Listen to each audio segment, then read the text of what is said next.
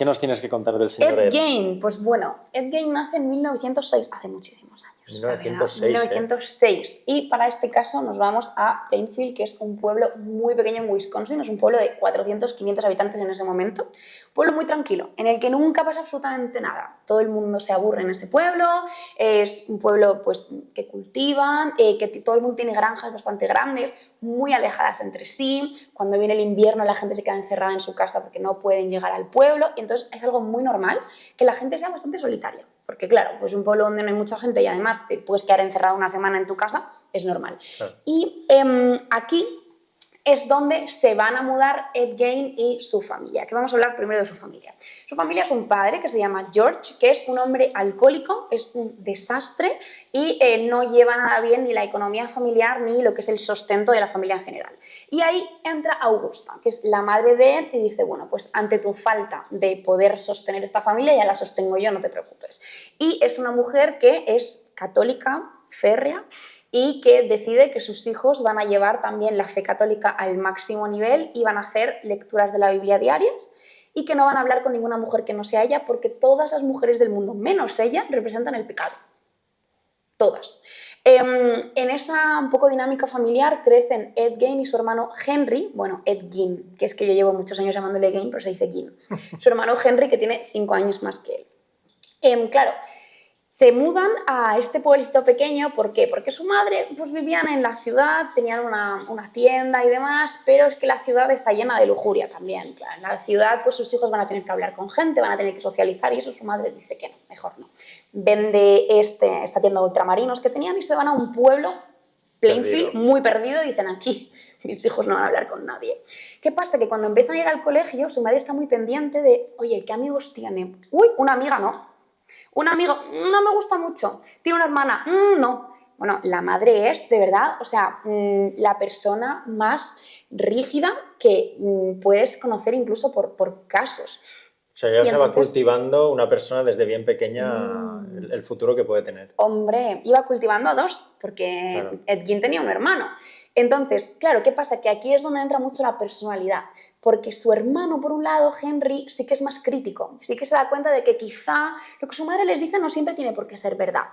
Por ejemplo, cuando crece y ya es adolescente, se echa una novia, empieza a desear irse de casa, irse a vivir con su novia, empieza a hablar con su hermano, oye, que es que lo que mamá nos dice realmente no es verdad, porque mira, yo estoy muy bien con esta chica, y empieza a intentar convencerle. Ed, por su parte, tenía una personalidad muy diferente, era muy tímido, muy retraído, en el cole el pobre se le daba muy bien, era muy buen lector, pero es que lo de socializar lo llevaba muy mal. Entonces, además, se reían de él porque pues, tenía un defecto en el párpado, bueno, pobrecito.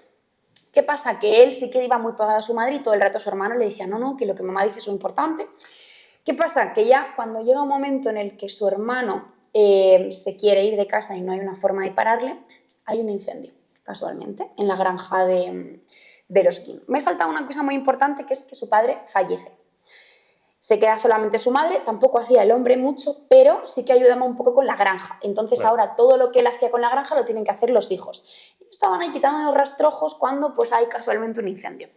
Ed Gein consigue salir del incendio, va a la policía, oye, que he perdido a mi hermano, ¿no? Dentro del humo del incendio. Casualmente es capaz de llevarlos hasta el punto exacto en el que está su hermano. Le ha perdido, pero seguía hasta ese punto y cuando llega los forenses hacen la autopsia y dicen, uy, si tiene un golpe en la cabeza este hombre, ¿qué habrá pasado? Y entonces Ed Gein dice, pues habrá dado un golpe cuando se ha caído, pero vamos, que ha sido seguro del incendio que ha muerto. Bueno, pues los forenses que en ese momento no tendrían ganas de trabajar dicen, pues muere asfixiado en el incendio. Claro, es que contexto, 1906, claro, va avanzando, en ese momento, es en ese momento la policía, los medios que tiene, o sea, barra libre para los asesinos en serie, vamos. La verdad que sí. O sea, en ese momento es que la policía no tiene mucha capacidad de hacer mucho más. Hombre, teniendo un golpe en la cabeza podían haberse esforzado un poco. Puedes vincular un poquito, pero tampoco creo que tuvieran ganas y tampoco había nadie que les fuera a decir, porque si a la madre de Henry no le importaba y al hermano tampoco, ¿quién más? Les iban a denunciar por mala praxis, ¿no? Entonces, pues bueno, esto ya nos estamos encontrando en 1944. Se queda solo con su madre. Claro, ya no hay nadie que le diga, ni el padre ni el hermano, que le diga, oye, que lo que mamá te dice igual no es verdad. La madre se encierra cada vez más en esta religiosidad, es muy la brújula moral constantemente de Ed. Entonces, Ed, cuando tiene dudas de si algo está bien o no, se lo pregunta a su madre. ¿Qué pasa? Que poquito después, un año después, Augusta muere y se queda Ed solo en el mundo y sin esa voz a la que puede preguntar si las cosas que va a hacer están bien, están mal, si puede hacerlas o si no. ¿Qué pasa? Que él, pues, se le congela el duelo, no es capaz de pasar el duelo y lo que hace es cerrar todas las estancias de su madre. Tiene un salón, que es el salón que usaba su madre y que le llama el salón bueno, y luego tiene por otro lado la habitación de su madre. Clausurado, no entra ni la suciedad, entra ahí, es increíble, pero el resto de la casa la deja el desorden total, llena de objetos, no limpia y empieza a ganarse la vida como puede. Y una cosa súper curiosa, ¿sabes? ¿De qué trabaja? De niñero. Cuida niños, la gente le deja a sus hijos para que los cuide, porque era un hombre muy raro. Todo el mundo sabía que era un hombre muy raro, pero es como ese vecino que tú sabes que tiene gustos, pues no sé, por a lo mejor los insectos y que solo habla de insectos, pero es inofensivo, pues un poco este señor, inofensivo decían. ¿Qué pasa? Que empieza a trabajar de niñero y también haciendo pues arreglos y sigue con su granja. Empieza también a interesarse por los casos de true crime. Empieza a interesarse por tener revistas, libros que hablen de asesinatos y también por curtir la piel de los animales.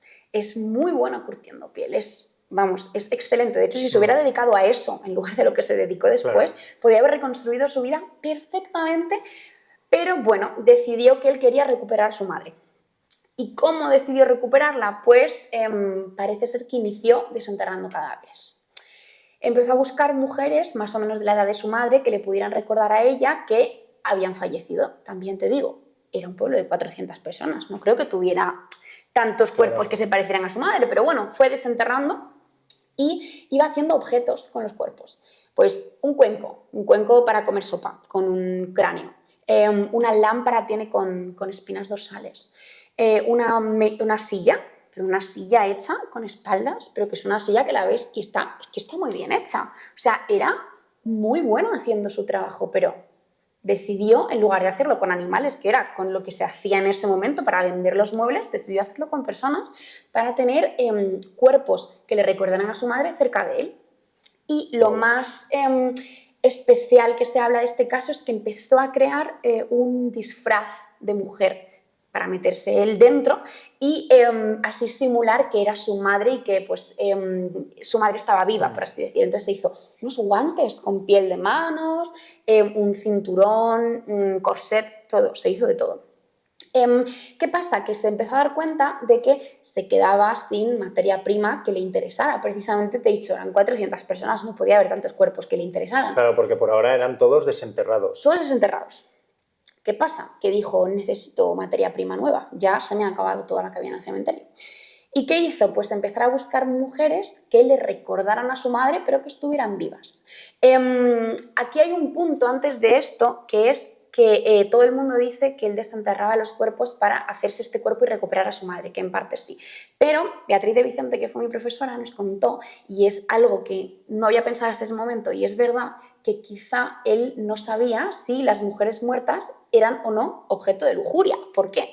Porque su madre le decía que las mujeres representaban la lujuria, pero claro, porque las mujeres vivas se pueden vestir de una manera o de otra, te pueden poner ojitos, pero las mujeres muertas no te ponen ojitos, no, o sea, no pueden representar la lujuria. Entonces también quizá era una forma de acercarse un poco a las mujeres sin que esto estuviera mal. Entonces yo creo que también puede ser una forma de acercarse, porque al final que te prohíban hablar con la mitad de la población tiene que generarte una curiosidad de ¿por qué no? Pero no querría desobedecer a su madre. O sea, al final casi cuando te prohíben más una cosa, más lo deseas, ¿no? Más lo deseas, efectivamente. Entonces vamos a llegar ya a sus víctimas. Tuvo 2 víctimas. La primera, Mary Hogan, fue en 1954. Esta era una mujer que llevaba el bar de su pueblo. Y era una mujer que todo el mundo decía que se parecía mucho a Augusta, porque era una mujer fuerte, era, al final, para ser la persona que se encarga de un bar en un pueblo en una época tan machista, tenías que ser una mujer de armas tomar, porque si no, no podías estar ahí trabajando. Entonces, a todo el mundo le recordaba a su madre, a Augusta, y además era también una mujer de mediana edad. ¿Qué pasa? Que dijo, esta mujer, y la mató estando dentro del bar. Se la llevó a su casa y pues se cree, esto no se sabe qué pasó exactamente con el cuerpo, pero se cree que también pudo hacer partes de los objetos que tenía con ella. Y entonces, claro, llegó un punto que de nuevo se le acaba la materia prima, necesita otra víctima, y esta vez fue a la dueña de una ferretería, de la ferretería que estaba allí en Plainfield. Esta mujer era Bernice Gurdon y también era una mujer de mediana edad y que también tenía un carácter muy fuerte.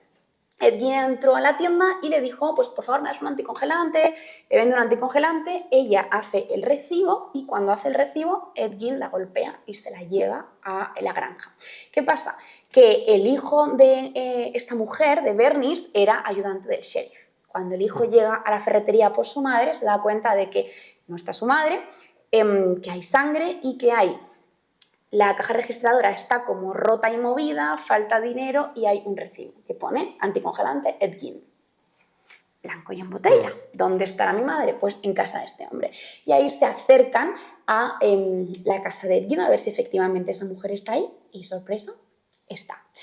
Está en una situación terrible porque ya había eviscerado el cuerpo, había sacado todo lo que tenía dentro del cuerpo y estaba en una situación como si fuera un animal, pues seguramente aprovechando que tienen que esperar X tiempo para pues, curtir la piel o lo que fuera, que yo de eso sí que no sé, para poder seguir haciendo objetos. Gracias a que lo encuentran tan rápido, pueden ver el cuerpo antes de ser convertido en objetos y pueden detenerle. Porque claro, si no se lo llegan a encontrar, ese cuerpo ahí, no podían haber entrado a la casa y ver todo el resto del horror que había. La casa de Ed Gein es tan horrible por dentro y tan llena de suciedad y de objetos hechos con personas que hay agentes que tienen que darse la baja psicológica después porque necesitan ir al psicólogo porque es horrible. Hay que asimilarlo, claro. O sea, es que es probablemente la primera y la última vez que van a ver esta atrocidad porque es una casa llena de objetos hechos con personas, que en ese momento ellos no sabían si él había matado o no a todas esas personas. Entonces no sabían ante qué se estaban encontrando.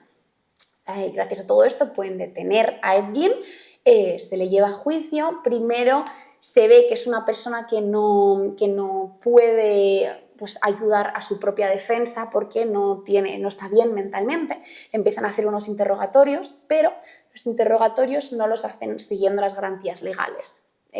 Tiempos demasiado largos preguntándole, le golpean. ¿Qué pasa? Que gran parte de las confesiones no sirven en el juicio. Y como tampoco está bien para poder hacer un juicio, le llevan a un centro psiquiátrico, esperan un tiempo a que se recupere y cuando ya finalmente creen que puede ayudar a su defensa, hacen un juicio y vuelve a ir a un centro psiquiátrico de nuevo porque realmente no podía ir a una cárcel porque no era consciente. Era consciente, pero no era consciente de lo que estaba haciendo. Por tanto, solamente se le consigue condenar por el segundo asesinato, porque es de lo que encuentran evidencias. Del primer asesinato, como no se llega a saber si ha hecho o no objetos con el cuerpo, no se llega a encontrar nada, no se le puede acusar. Pero bueno, pasa el resto de su vida en un centro de salud mental y no llega a salir nunca. Esto consiguen hacer varias películas con esta idea, La matanza de Texas, El silencio de los corderos, también está ciertamente pues, ayudado por la historia de Ed Gein. Y empiezan a ir muchísimos periodistas, mucha gente a cotillear qué pasa en esa casa, hasta que casualmente hay un incendio y la casa desaparece, ya los periodistas no tienen dónde ir a cotillear porque esta casa ya no está. Siempre se ha creído que eso lógicamente lo hicieron los vecinos para que dejara de venir gente a cotillear que hay aquí porque ya está suficiente han tenido. Pero bueno, es muy curioso cómo todo cierra el círculo con un incendio que hace desaparecer todo lo que había hasta ese momento. Vaya. Ostras, es que lo de esa casa...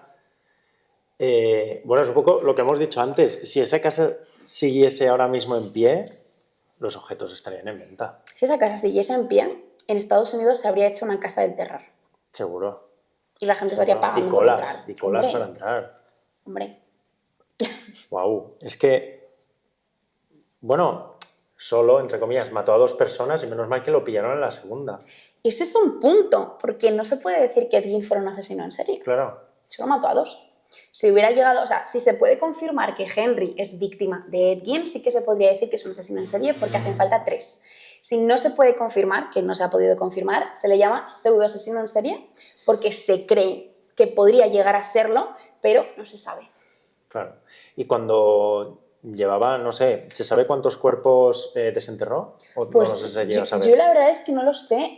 Creo que sí hay una estimación de cuántos cuerpos, pero la verdad es que no lo sé. ¿No sospechaban en el pueblo? Porque me imagino que se darían cuenta, ¿no? De que había alguien... ¿Que desaparecían los cuerpos? Pues yo me imagino que se darían cuenta, pero pues alguien que estaría robando tumbas. Claro, no sospechaban de que había una persona haciéndose muebles de su casa con cuerpos. Claro. ¿Cómo terminó ese señor? Falleció. Fallecería por edad y... Sí, ya falleció con los años y en el mismo sitio en el que le encerraron. No tuvo pena de muerte ni nada, murió solo. Es que es tremendo porque ya no es solo que matase gente, sino que lo que hacía en su casa. Sí, o sea, yo creo que lo más tremendo de este caso, precisamente porque dices, normalmente se hacen famosos las personas que matan a mucha gente, pero lo más asombroso de este caso es toda la parte de manufactura que había detrás. Sí, porque era como tratar a las personas como animales, o sea, como un objeto tal cual. Totalmente. O sea, realmente yo creo que para él no era tratarlas como animales en el sentido de no valen nada. Creo que para él las mujeres de mediana edad eran tan valiosas, o sea, y lo creo porque se parecían a su madre, que él quería tenerlas cerca. Pues parece ser que a todas. Porque él quería sentirse cerca de su madre, ya no sabía qué hacer, o sea, estaba completamente perdido. Wow, es que, sí. Claro, cuando descubres esos casos, Y yo me sorprendo mucho de cómo sería la primera vez que él dijo, voy a reconstruir el cuerpo de mi madre, voy a hacerme una silla con unas espaldas que encuentre por ahí. Claro, es que, o sea, ¿en qué momento llegas a ese pensamiento? ¿No? Yo creo que a hacer eso y cuando no sabes cuándo acabar, claro. Su objetivo, ¿cuál podía ser su objetivo? ¿En qué momento podía acabar eso? Yo creo que su objetivo era conseguir sentirse más cerca de su madre. Y yo creo que al final no lo conseguía porque al final, por más que él se pusiera guantes, corset y lo que él quiera para convertirse en su madre ya había fallecido. Claro. O sea, es que la única opción hubiera sido que él hubiera pasado un buen duelo y que de verdad hubiera conseguido terminar su duelo. ¿Con el cuerpo de su madre no hizo nada? Creo que no.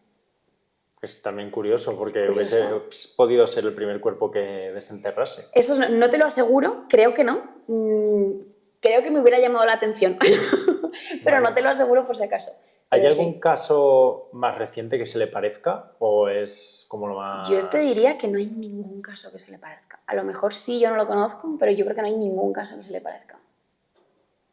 Claro, es que, por ejemplo, lo que te comento de que nadie en el pueblo se extrañaba de que desenterrasen cuerpos, claro, eso ahora, a día de hoy, es mucho más difícil hacerlo. O sea, en una época en la que, pues, o pasa eso que el recibo, sangre y tal, y de casualidad apunta el nombre, porque si no llega a apuntar el nombre tampoco. Lo que me parece raro es que él no cayese en eso, no era tan inteligente, o sea, era inteligente, pero yo creo que no era tan espabilado. Al final piensa que es una persona sin habilidades sociales, una persona que toda su vida solamente podía hablar con su madre, su padre y su hermano, y esporádicamente algún vecino, pero normalmente no. Entonces es una persona que, claro, no llegaba a su pensamiento tan allá. Claro. Sí. Vaya, ¿ves? Como no te puedes fiar de nadie... El vecino que te cuida a los niños, un peligro. El pobrecito pequeño, el que te cuida a los niños, sí.